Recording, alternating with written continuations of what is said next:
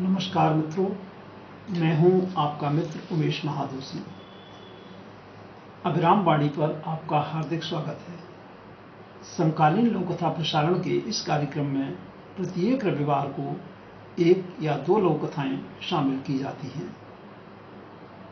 इनमें प्रसारण हेतु सीधे प्राप्त लोककथाओं के साथ हम अपनी अन्य योजनाओं में शामिल की गई कुछ लोककथाओं का उपयोग करने का भी प्रयास करते हैं।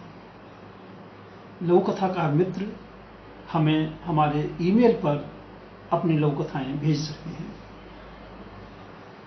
नई पीढ़ी की लघुकथाओं के चयन में हमारा प्रयास रहता है कि ये लघुकथाएं सामान्य पाठकों की पसंद एवं समझ के अनुरूप हों।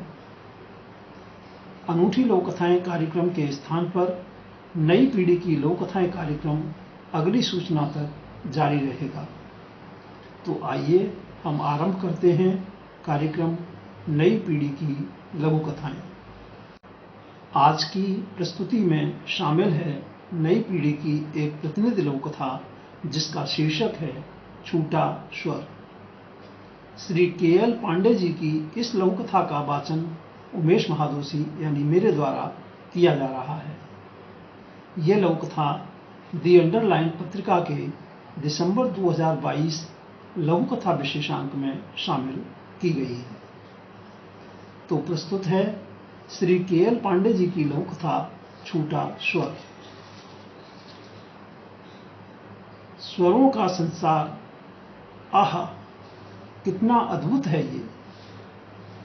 स्वर कहां कहां नहीं ले जाते।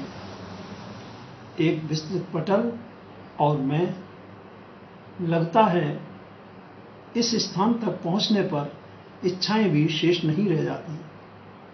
आनंद और अपरिमित आनंद। मुझे लग रहा है कि अगर कोई सृष्टा इस जगत का कहीं पर भी है तो वह यही है, मेरे निकट, बिल्कुल निकट।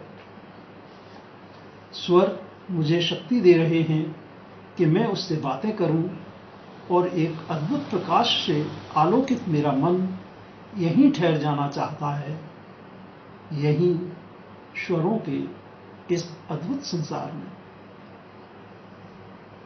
तानपुरे पर मेरी उंगलियों का अनायास फिरना और मेरे कंठ से निकलता एक स्वर, दूसरा और फिर तीसरा, स्वरों की अनगूंज।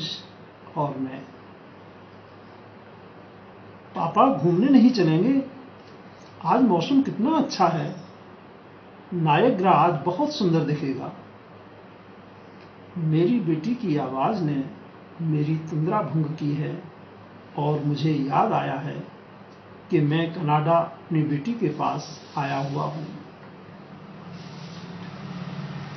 पर मैं तो, पापा लौटने के बाद बैठ लीजिएगा, 3-4 घंटे की ही तो बात है। मम्मी तैयार हो रही हैं, आप तैयार हो जाइए, तब तक मैं यहां समेट देती हूं। मैं अन्यमनस्क चल देता हूं, प्रकृति के उस प्रपात का आनंद लेने के लिए, सब कुछ वैसे ही छोड़कर जिसमें से बेटी पता नहीं कितना समेट पाएगी और कितना छूट जाएगा। श्री के.एल. पांडे जी की इस लघुकथा छूटा स्वर के साथ हम लेते हैं आपसे विदा। आगामी रविवार को फिर मिलेंगे। नई पीढ़ी की लघुकथाएं कार्यक्रम की श्रृंखला को आगे बढ़ाने के लिए आप अपनी नियमित योजनाओं में सफल हों, जीवन में भरपूर ऊर्जा और उत्साह के साथ आनंदित रहें। ढेर सारी शुभकामनाएं। नमस्कार मित्रों।